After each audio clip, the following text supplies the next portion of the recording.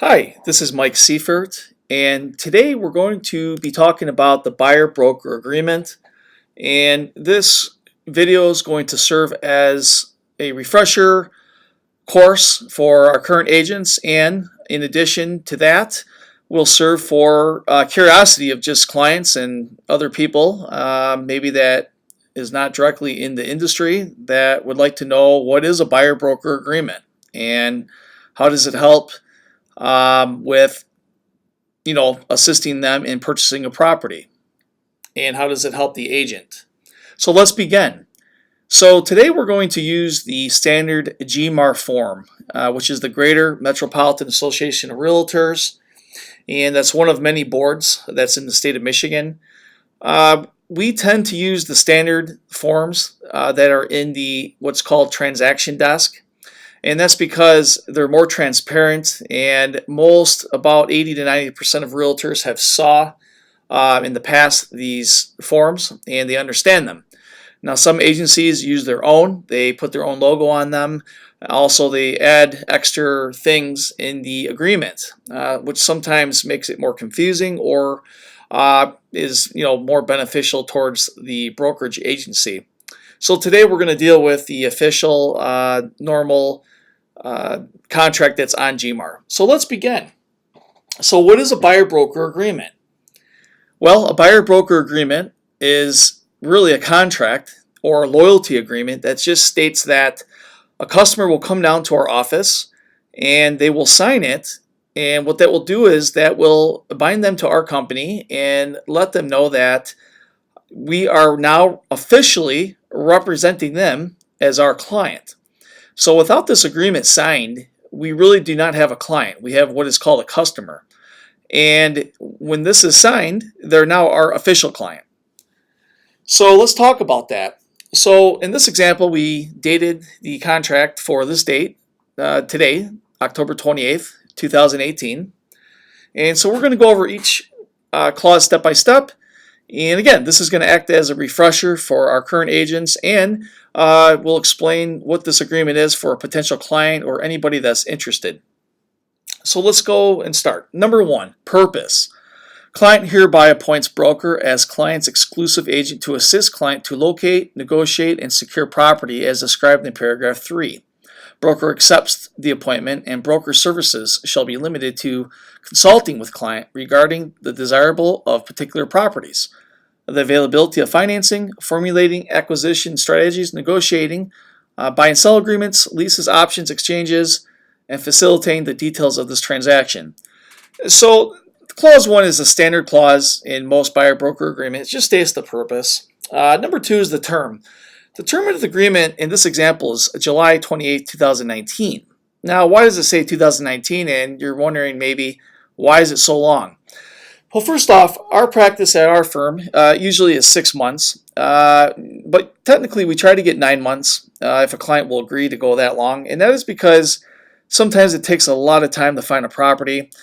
We may have an agent that shows 25 houses in the first month or two, and then the buyer may want to take a break and come back 4 months from now and start looking again. So technically our client's still under our agreement and we're still representing them. Now it takes a lot of time to show houses, and sometimes people don't understand that it takes a lot of effort for a realtor to go through with, especially if they're working with 2 or 3 buyers at once. It's a lot of properties to go through, a lot of drive time, a lot of energy.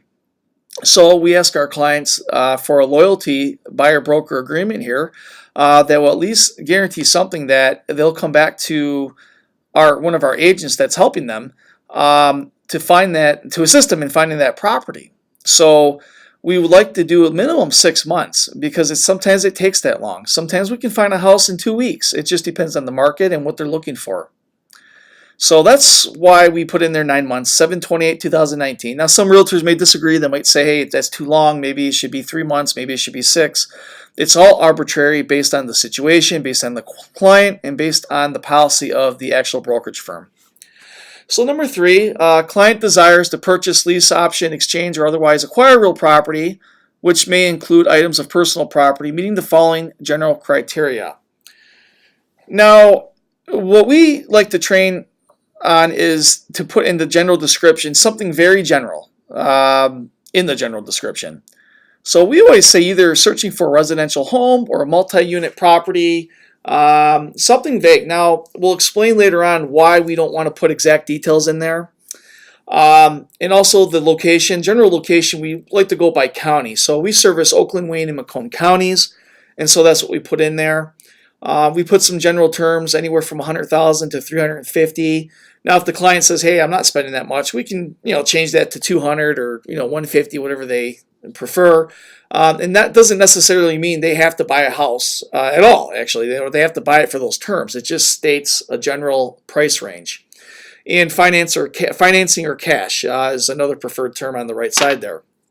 So number 5 here. The next clause is exclusive agent. What this means is that the client agrees that during the term of this agreement, any and all inquiries or negotiations on behalf of the client relating to the acquisition of any desired property shall be through broker. The client agrees to refer any inquiries to broker from any other broker, salesperson, or other source. So for people wondering what exactly does that mean, if you commit to working with a realtor, you are saying, hey, if I find out about a house that another broker has listed, I'm going to call my agent and say, hey, I want to know information about the house on 123 Smith Street, for example. And that's what the client's agreeing to. They're not going to go to that broker directly and say, hey, can you tell me the price of this house and information? That can get a little sticky because technically you're supposed to go through your agent. You don't want to go ahead and not do the proper thing. So that's what that says, exclusive agent. Number 6, entitled to a commission. Now this is really important for agents to explain to their clients what this exactly means, because there's a lot of confusion on who's really responsible for the commission. And so anyhow, let's read it. The broker shall be entitled to a commission in the event any of the following occurs. A, during the term of this agreement, the client purchases, leases, or exchanges any property of the general type described in paragraph 3 above. And so what that means is if they buy any type of property during this time of the 6 to 9 months that broker has showed them, that our agent has showed them, the broker will be entitled to a commission. B, within 6 months after the expiration of this agreement, the client purchases, leases, or exchanges any property with respect to which broker had negotiations relating to the property, exhibited the property to the client, had any oral or written contact with the owner of the property or the owner's agent on the client's behalf, unless the client has entered into another agreement with a buyer agency or another buyer agency agreement with a different broker. So what does that mean? So if I were to show a property to one of my clients and this agreement up here expires on July 28th, and on July 30th, they purchase a property that I showed 6 months ago to them. They will be, it's like a protection clause for the broker, but at the same time, it's a loyalty agreement to the client, meaning that there is a commission owed because they're thinking they're going to save money, something's going to happen. So they go back to that same house that perhaps I showed them 6 months ago and they buy it.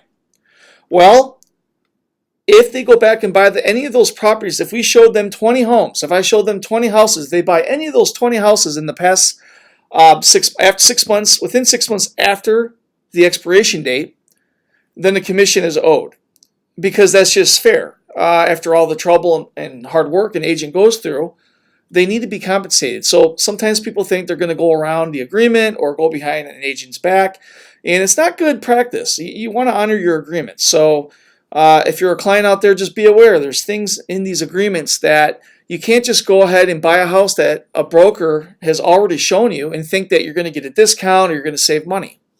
It doesn't work like that. So please, agents and clients, read your agreements very carefully before you sign these, because usually they are upheld in court if done properly. So let's go on to number 7, compensation of broker. The compensation due to the broker at closing of the transaction shall be 3%. Now, usually in the industry, 3% is pretty standard, but we can't specifically say that because it's called price fixing. I can't say that every single brokerage company charges 6% in the country or in the state of Michigan.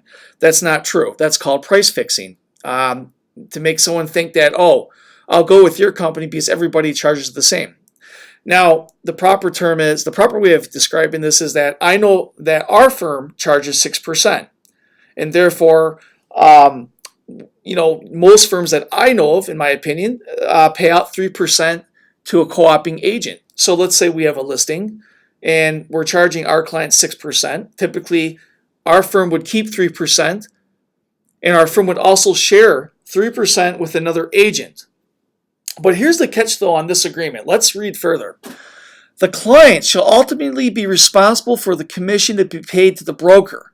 However, the broker is authorized to negotiate for a seller/landlord paid commission payable from the purchase lease funds, the payment of which will satisfy client's commission obligation under this agreement.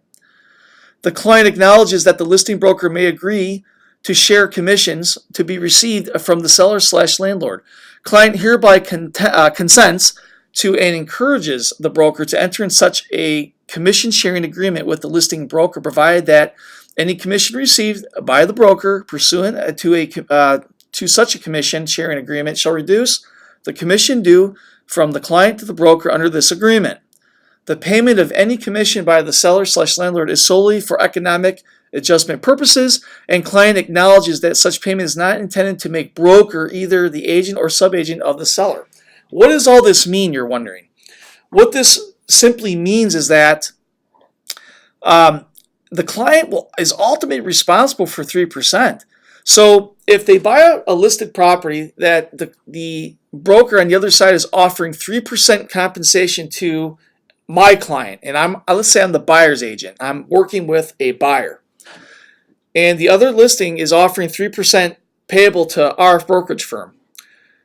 Technically speaking, the client is really supposed to owe 3%, but if they're offering 3%, that offsets the client's obligation to pay us or pay me 3%. So what happens if they only offer 2%, which is typical on some listings? Well, technically with this agreement, the buyer is responsible for the other 1%. Now, in practice, does it happen? Would I go back to my client and say, hey, you owe me 1%? No, because we don't want to upset our client and say, hey, you owe me an extra 1%. You agreed to pay 3%.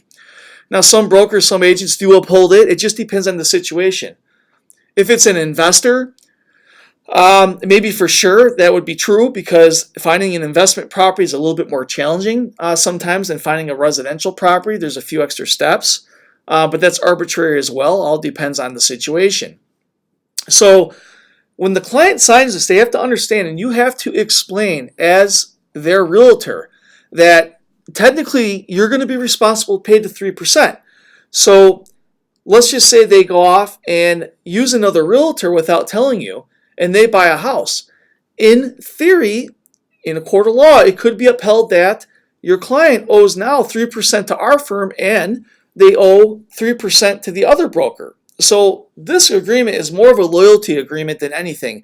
It really states that we want our clients to be our client. We don't want a client to play both sides and have 5 or 10 different realtors. It's just not fair. Now, do people do it? Yes, they do it all the time. So if a client's not willing to sign our agreement, then typically an agent is hesitant on working with them because they're worried that they're going to work hard and show them 30 or 40 properties in a 6-month, 3-month time frame, and then they're going to go ahead and call their aunt or their uncle that, hey, Uncle Bob or Uncle Sandy or Aunt Sandy is a realtor, and oh my gosh, I didn't know that. Let's use Aunt Sandy now. After we ran the other agent around town and we looked at 50 homes, it's just not fair. So that's what that means. It really says that you owe the firm 3%. However, if we get 2% from the listing side, we're not going to go after our own clients for the extra 1%. It's not good business practice, and we don't do that here at New Michigan Realty. So that's what that means. Hopefully that's clear enough and that's understandable. Again, if you have any questions, just comment below and I'll be happy to answer anybody's question. Number 8, retainer fee. Client will pay broker a non-refundable retainer fee. What this, and you can read on obviously in here, what this means is we don't charge a retainer fee to our clients. It's just not a good practice. Now, the only time we may charge is if we're working, again, with an investor.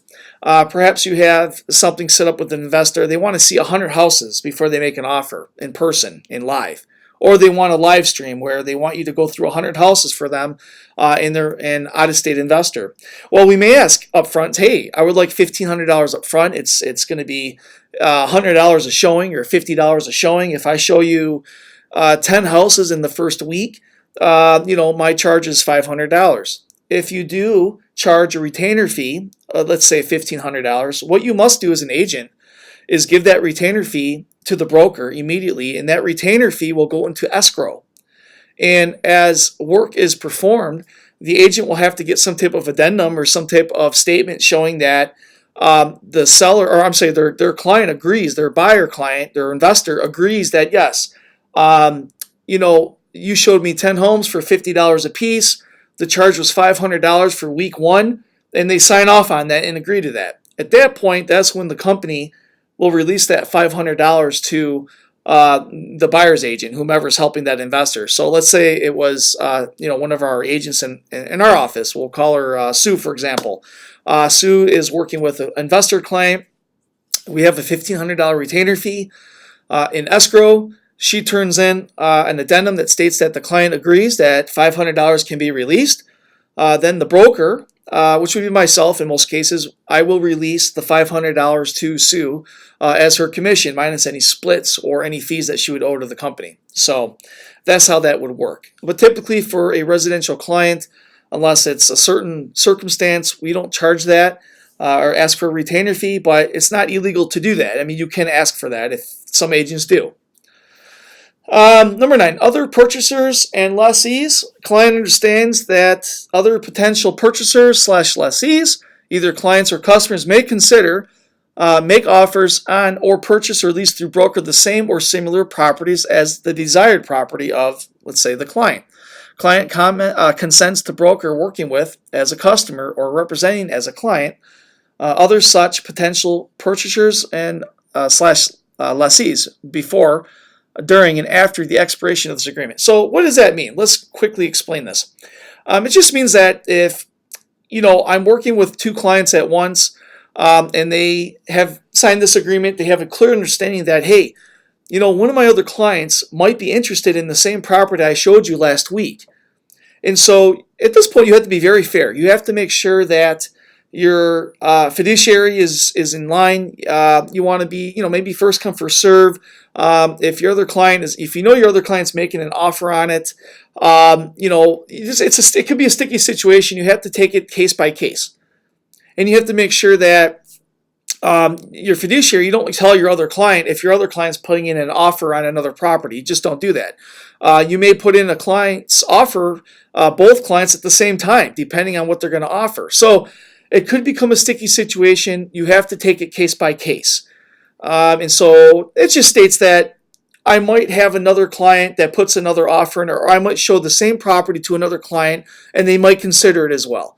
And that's very possible in this business, and you can't get around that. Okay, number 10, dual agency acknowledgement and acceptance. We're going to talk about dual agency because there's a couple ways that dual agency occurs. But let's read the clause first and we'll explain it. So in the event client expresses interest in the real property listed with or owned by the broker, then broker shall act in the capacity of a disclosed dual agent with the full knowledge and consent of purchaser / lessee, which is the client. Client understands that the broker has a duty to disclose any knowledge or information about the other party in the transaction which would be advantageous to the client to know. This duty to disclose is in direct conflict with the broker's duty to maintain confidentiality in a consensual disclosed dual agency situation. The client understands and agrees that the duty of confidentiality shall remain paramount, and the broker shall not disclose to either party knowledge or information the broker may have about either party. Client understands that the broker's duty of undivided loyalty in a disclosed dual agency situation is impossible. The client agrees that in such situations, the broker shall remain impartial between the two clients and shall not act as an advocate for either party. Okay, so that's a big clause here. What does this mean? Because a lot of agents sometimes are not clear on dual agency.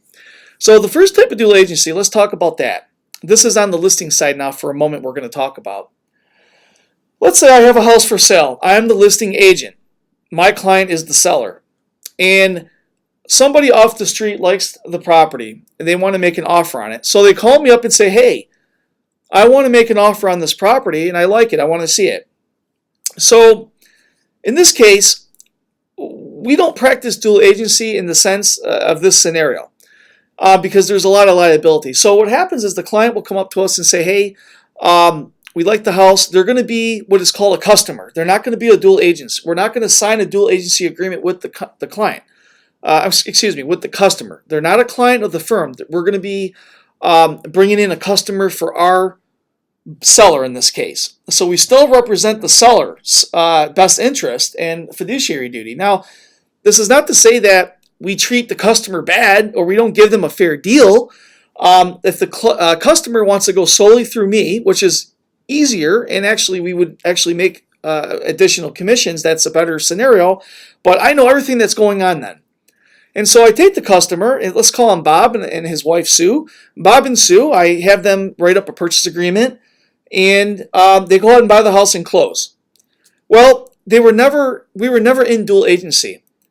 So I would never tell the customer that, hey, guess what? Bob, the seller, Pete, is in the middle of a divorce, and you can get this house a lot cheaper if you actually made a lower offer. I would not do that in this case because we're not in a dual agency agreement, and I would not release any information for sure. So, we just don't practice that side of the dual agency. Now, let's talk about the side that we do practice. So, dual agency. I have a buyer, and one of my agents at our firm has, let's say Chris. Chris has a listing that my client that signed my buyer broker's agreement likes. So I show Chris's listing. I say, hey, Chris, he's in my office, let's say. I say, hey, I want to show your listing at 6 o'clock. We show it. Everything's good. My client wants to make an offer. Now at this point, since they already signed this buyer broker's agreement, they already know that they're going to be under dual agency. Now, dual agency means that since Chris and I are under the same real estate brokerage firm, New Michigan Realty, under the same umbrella, we automatically are in dual agency. We're the same company representing two different clients. My client, which is my fiduciary duty to protect his interests, and Chris's client on the listing side for the seller, protecting the seller's interest. So what this exactly means is that I'm not going to meet Chris after hours and sit down with him with a glass of wine and say, hey, guess what? My seller just won the lottery. And Chris is not going to sit there and say, oh, my listing or my seller is in the middle of a divorce. Oh my gosh. Well, let's go take advantage of the clients and let's see what we can do. I'll try to ask more. I'll try to get my client up because they won the lottery. They're flush with cash, and you'll get a higher price for your listing, so we'll all make more commission. That is conspiracy. That is illegal. And does it happen? I don't know. It could. I mean, other agencies, you don't know. There's a lot of characters out there that don't respect the law, and they would do that. Here, we're very careful on dual agency. And me as a broker, I would never reveal any of that information. So even if somebody asked me, Chris came up to me and said, hey, tell me what's going on with your client, I would say, Chris, you know better. I can't disclose this. So, we would both keep our information separate and go through the transaction. And Chris would not know if they won the lottery because I wouldn't tell him. And I wouldn't know if they're in the middle of divorce because Chris wouldn't tell me. And so we would go through as normal two separate clients, meaning that Chris would receive his 3% and I would get 3%, but we would all close under New Michigan Realty. It would be in-house at this point. So that is what dual agency is. It's either A, you have a listing and you bring in a client or a customer, I should say, off the street, and you do what's called a double dip, and you're keeping all the commission, but the person buying the home is your customer. They're not an actual client because they didn't sign an agreement. Or B, again, you sell a home that one of your agents has a listing at the same firm. So New Michigan Realty has a listing and I have a buyer. But we're two different agents under the same firm and we do the transaction together. That's another form of dual agency. Now, what's the exception to this? If you have a customer off the street on one of your listings that doesn't like the property, doesn't like your listing, but says, hey, I like you as an agent, I would like to see more houses and I would use you as my agent. Now you're going to have them sign a new buyer-broker agreement and a new agency disclosure and restart with them as now your official client since they signed this buyer's broker's agreement. That's what that means.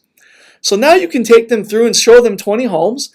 It's a loyalty agreement. It means that, hey, I'm committing to work with you only as my broker and nobody else. So that's what could come out of this dual agency situation. Number 11. Non-discrimination, of course, that's standard. Well, everybody knows what that means.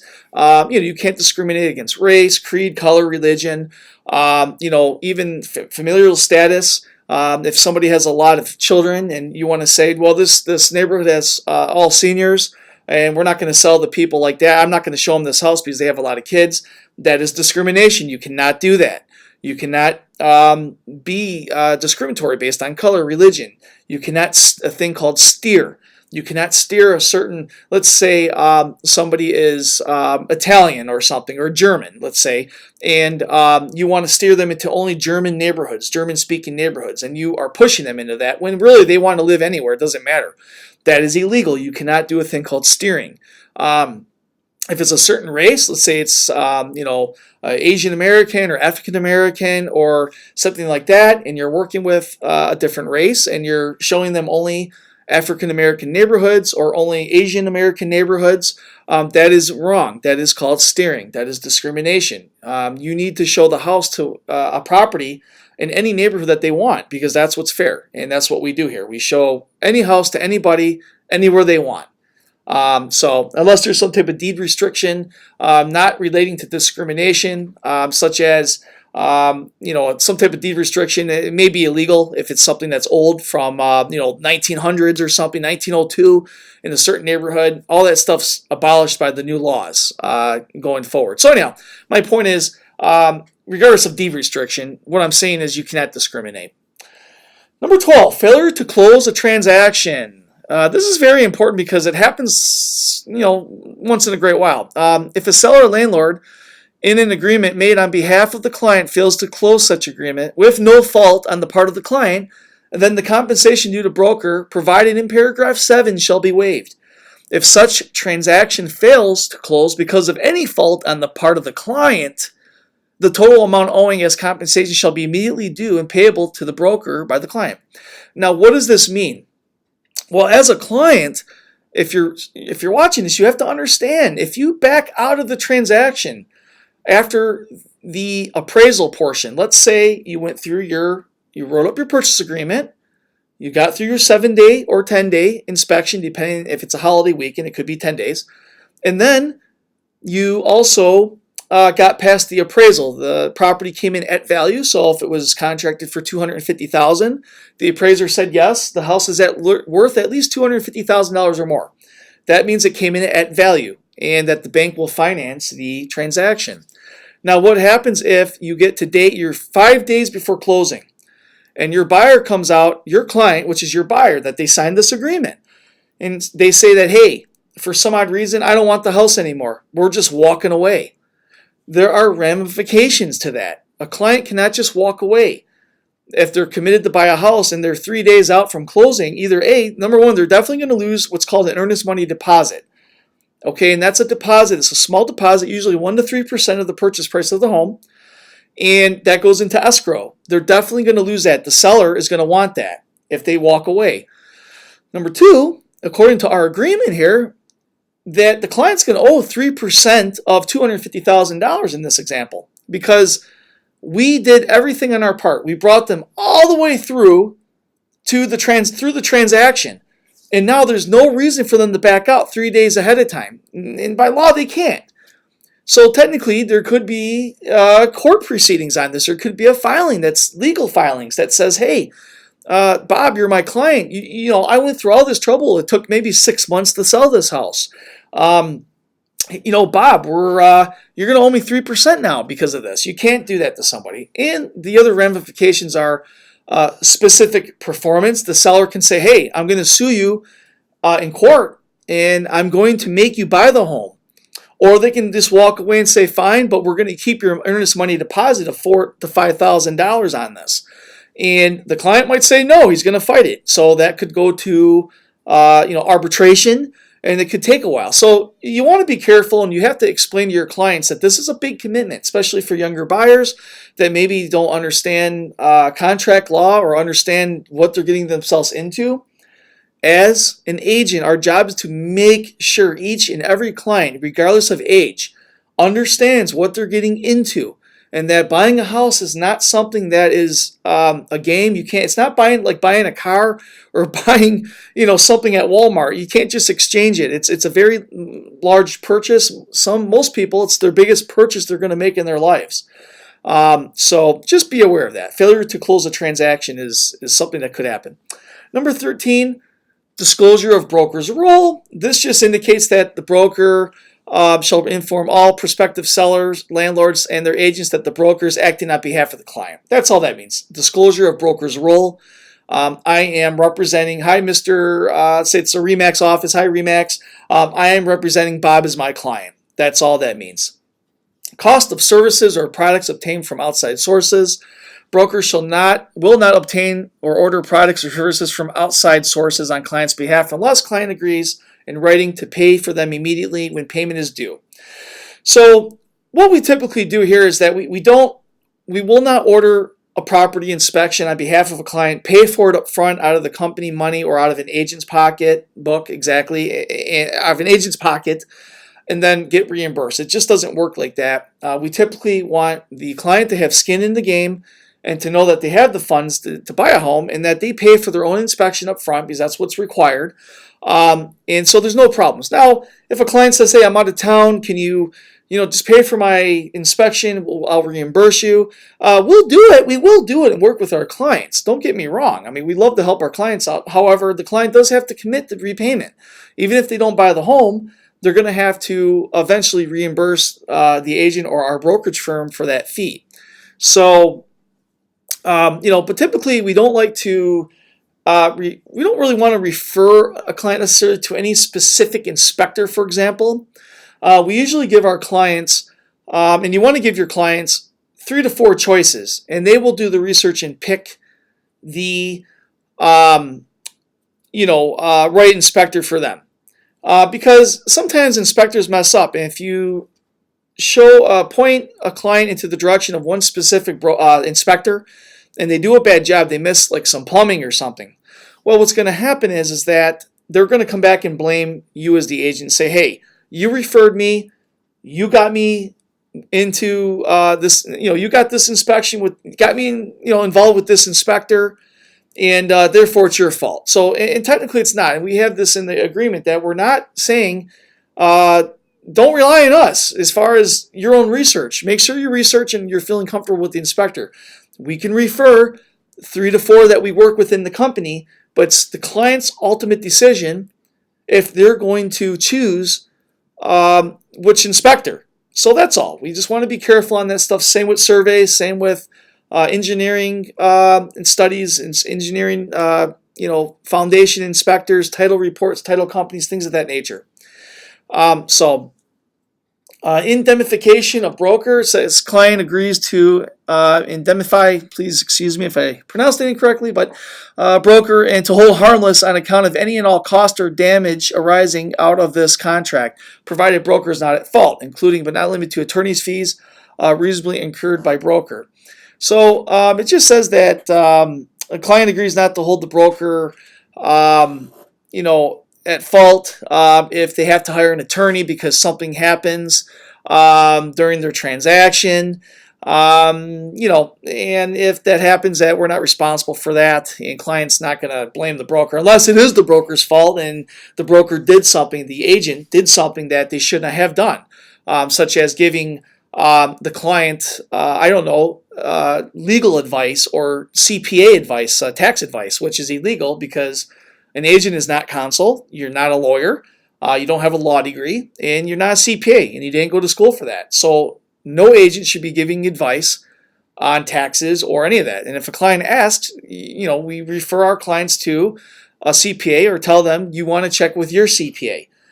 Since I am not a CPA, I can give you my opinion, but please don't rely on it because that's not what we do here. We bring buyers and sellers together during a transaction. Number 16, condition of property. Client is not relying on the broker to determine the suitability. That looks like there's a spelling error there. Of should be on. Client is not relying on the broker to determine the suitability, zoning, restrictions, etc. of any desired property for the client's purposes or regarding the environmental, structural, or other conditions of the desired property. Broker makes no warranties as to physical, environmental, percolation. What's basically saying is, excuse me, I need some water. What this clause is saying is that clients, please do your own research. The broker will provide you as much information as possible. However, let's say that I'm an agent and I call the city. And the city tells me that this house can be zoned for commercial and you can turn it into a small office. And let's say the person I talked to, his name is Bob over there. And Bob isn't a really good employee. Matter of fact, I find out the next day Bob got fired from the city. But during that time, I called my client. I said, hey, Bob at the city told me that this is zoned for, that you can definitely zone it into a commercial property and make it an attorney's office or make it out as an office and rent it out and make money. What we're saying is the client needs to directly call the city as well and verify what we're telling them. We can tell them, but I would also say, sir, my client, Bob or Sue, please make sure that, you check with the city directly. I called them, but this is what they told me, but please confirm that. So if Bob gets fired and he's wrong and I relay that information, what this stating is that the client cannot hold us responsible because it's not our fault. I'm going by what I got from the city. So we always encourage our clients to do their own research on top of our research. And we're happy to do anything for our clients. We work hard here with our clients. But we can't be blamed for something that, if you're looking for an investment, we're not an investment, at least on the numbers, we're not experts on accounting. We can't tell you things of that nature. We can't tell you if the structure is good. And I advise all the agents here, don't give people information that you're not sure about. If you're not a basement professional, don't tell somebody the basement looks perfect. You'll have no problem with this house. You're looking at a lawsuit. So if somebody asks about a basement, how's the structure of the basement, we would refer them, say, hey, I would check with your local basement professional to come out and give them a written estimate. And they may charge for that, but that's their liability, not ours, because we're not supposed to be giving advice like that. Again, we make sure that comparables, the price is right, that you're not overpaying, and that you're not getting a bad deal, and that you're protected. That's our job. So let's move on. Number 17, broker's duties to client. Confidentiality, you can read the rest. Obedience, reasonable care and diligence, accountability of funds, loyalty and disclosure. So so that's, like for example, an earnest money deposit. What is an EMD? It's a small deposit that states that you're serious about buying the property, and it's a tender. It's a form of tender that shows that there's a high, seriousness that you're buying the property. You're not just making an offer and you have no money and you don't care. So earnest money deposit is usually 1 to 2, maybe even up to 4% of the price of the home. So let's say it's a $100,000 home and somebody deposits $1,000. You're the buyer again. You're working with the buyer. The buyer says, hey, I like this house on Smith Street. That check is being trusted with the agent, which it needs to be deposited, in the state of Michigan at least, within 2 banking days. This is where a lot of people get confused and agents don't really understand.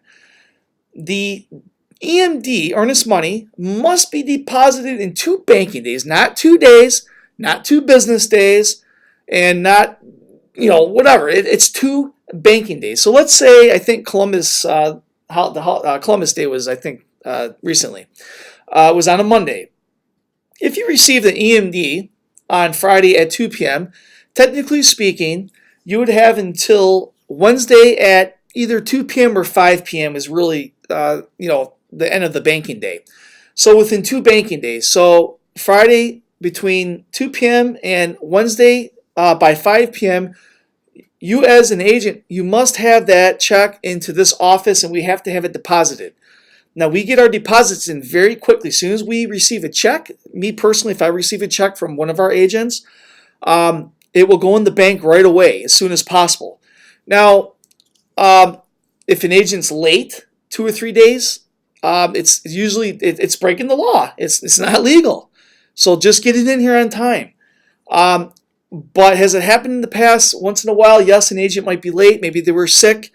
It could be excusable. But if something happens legally in court and you don't follow the law, you could be liable for something as an agent, and the brokerage could be liable for damages.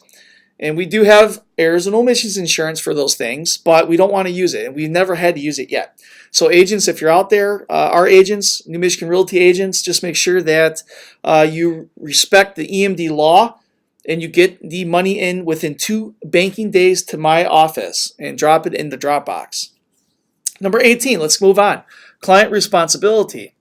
The duties of the broker contained herein do not relieve client from the responsibility to protect the client's own interest, which we kind of talked about already. Clients should read carefully all agreements to assure that they adequately express the client's understanding of the transaction. Client has been advised to seek legal, tax, and other professional assistance relating to any proposed transaction. Client further acknowledges that broker has informed client that the title to the property could be subject to restrictions, easements, liens, and other encumbrances, and that the services of an attorney are necessary in order to evaluate their effect on title. So in a nutshell, it's the same thing I've been talking about.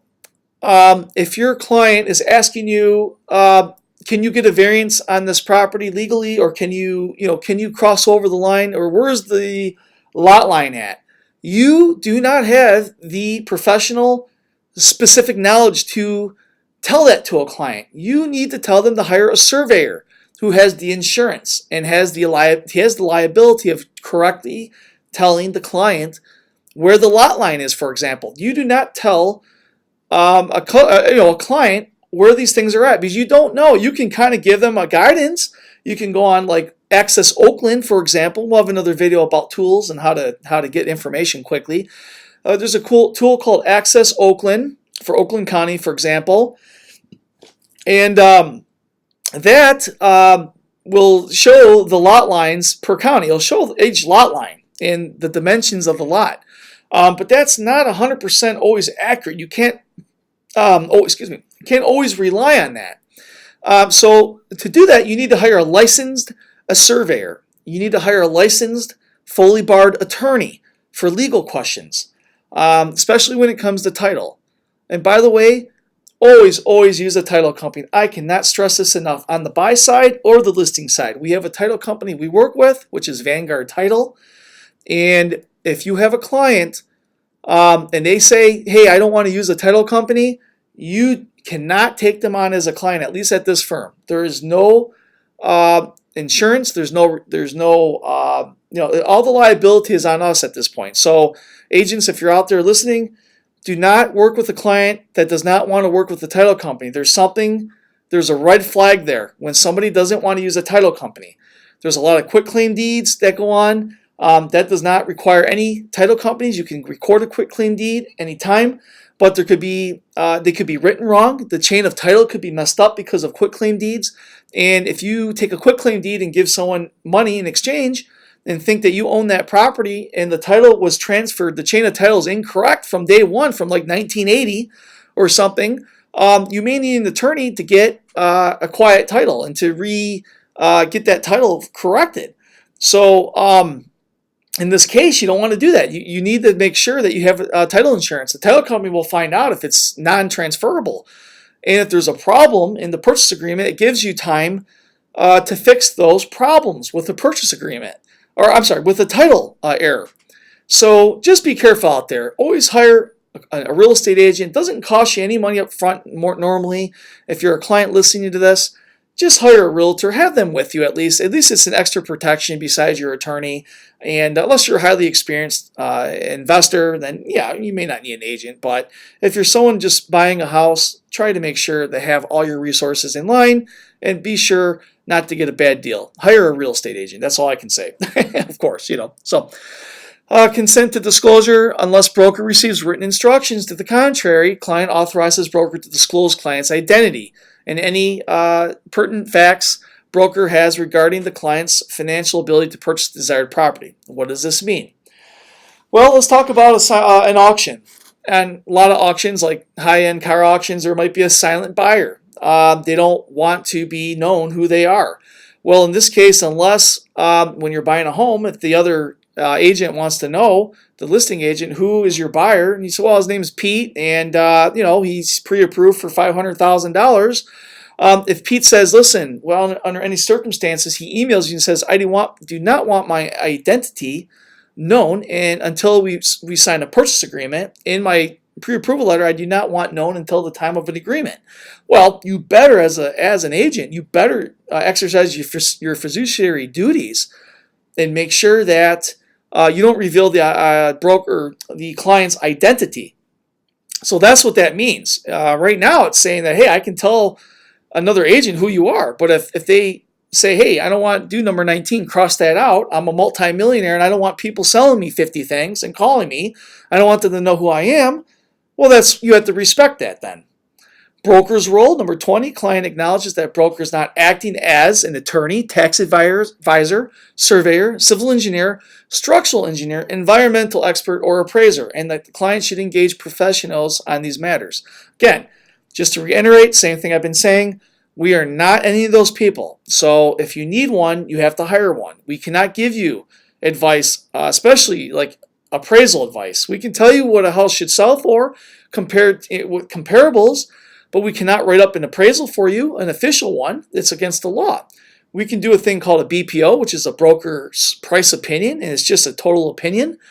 An appraiser is an opinion as well, a regular appraisal, but it's under a licensed person, and the bank will only take a licensed appraiser's opinion, not a broker's opinion, depending on the situation. There might be some other REO foreclosure situations where the bank will take the BPO, the broker's price opinion, and say, okay, we're going to list it for this price for purposes of pricing it in the market, but not determining exact valuation for a bank. And sometimes appraisers cannot determine exact valuation. It's only what someone's willing to pay. An appraiser may appraise a property for $200,000, but if buyers are only willing to pay $180,000, that's what it's going to be worth, $180,000. Number 21, entire agreement. This agreement constitutes the entire agreement between parties, and any other prior agreements, whether oral or written, have been merged and integrated into this agreement. In the event any portion of this agreement is found to be unenforceable, said clause shall be severed from the agreement, and the remainder of the agreement shall remain in force and effective. So what does this mean? It just means that if you tell somebody over the phone or through an email that, hey, we're not going to give you, we're going to give you some advice on the lot line or on where your lot line is at. If they sign this agreement and then they come back and say, well, give me the advice you were going to tell me. First off, that's just bad practice. That's an agent that doesn't know what they're doing. Second, if that's something like weird like that happens, this agreement already states that we are not surveyors. So you're going to tell, as an agent, you're going to say, listen, I'm sorry, I probably should not have told you this, but I found out from my broker that I'm not allowed to tell you that because I'm not a surveyor. And so therefore, this agreement supersedes what you told them before. That's the best example I can come up with right now. Other terms, number 22. Now, for our company, we have a compliance fee of $299. Now, most large brokerage firms, Remax, Keller Williams, companies like that, all of them have a compliance fee. I cannot say every single brokerage firm in the state of Michigan has one because that is called price fixing. But from my experience, most firms have a compliance fee anywhere from $150 up. I've seen them as high as $600 and $700 compliance fees. What this is that a client will pay $299 out of their closing costs. So they need to come to the table with $19,000. It'll be $19,299 at closing. And this is for the state of Michigan. It's for, storage fees, administration fees, things of that nature. We store documents for 7 years in real estate, hard copy and electronically. That costs money. It's administrative costs are built in there. A lot of things that helps provide enough operating funds for the office. So most clients are okay with it. It's not like we're asking for $1,000. That would be ridiculous. Some agencies do ask for high amounts of money. So our agents charge a $299 compliance fee. And here it's a mandatory thing at our company. If not, unfortunately, it does come out of the Realtors commission. So if you're a client and you're seeing this video, please understand that it's a fee that does help the office out. It helps us keep our agents in compliance. It helps with a lot of things. So it's a fee that a lot of brokerages have. All the professional companies are going to have one, and something that a client's not really going to get around. Now, if it's a family member, we do tell our agents you can waive it for the family member, but you do have to pay for it. The agent does have to pay for it. So either way, it does get paid to the firm. So at the bottom here on this particular form of the buyer-broker agreement, we have our company, New Michigan Realty is the broker. If you're a sales agent under New Michigan Realty, you can sign for the company. Now, what does this mean? As an agent of a brokerage firm, you have the power to bind a client to one of our contracts. However, you don't have the power to bind the company to a lease of a building, let's say a commercial lease for $100,000. That's not what that means. All it simply states is that once your client signs this agreement, it's solidified. They solidified the agreement, and it's a real agreement now. The only way it could be released is if the broker who's in charge of the contracts in the company, a manager, whomever has authority to sign off on this, can release your client out of the contract. Now, if you have a client that you're not working with, we don't want if your client's not getting along with you, I don't want to force a client through this agreement if they're not liking me, if we're not clicking. All our agents, as far as I know, and we'll absolutely do this, if a client is not liking one of our agents, we'll let them out of the contract. We're not going to force somebody in our contract and keep them there if they're not having a good time with the client. Or with the agent. If they don't like the agent, we're not going to force them. So the agent can bind the client in, but they can only be released by the broker. So if our agent comes up to us, if you come up to me and say, hey, Mike, we're not getting along, my client wants to be released, I agreed. As the broker, I'll sign off on it, not a problem. Our client will be released, and they can go off with whomever they want. We want to have good reviews here. Our reputation is important. We don't want to make people mad. That's what we're trying to avoid here. You'll print their name, sign, and we're done. Now, this form has their social security number on it. That is not necessary. You don't need personal information, any purchase agreements or these documents. The title company will have that, and they'll verify identity upon closing and all that stuff. So you don't need that in there. The bank's going to have that information. If we do obtain it, we lock it up very carefully. Nobody gets that information. Our clients' confidentiality is very, very important to us. So there you have it. I hope that this little refresher course will help our agents, and if you're a client out there watching, perhaps this will help explain to you what you're signing when you do sign a buyer-broker agreement. So again, thank you for watching. If you're one of our agents and you have a question, feel free to reach out to me. You know I'm available for you. You know I'll help you. I want everybody to know what they're doing out there and not to get sued, pretty much, and not to have any problems in their career. So if you're another realtor out there or another broker, if there's something that could be corrected here, if I made a mistake, feel free to correct me. I can take criticism. If there's something that's not correct, I want to know about it. I want to correct it myself. But as far as many years, we've been conducting a buyer-broker agreement like this. And, there will be other training videos on how to get the client, what to do with the client when they're in the front of you. But for today, I just want to go over the buyer-broker agency agreement. So thank you so much for your time. And we're going to sign off here. And have a great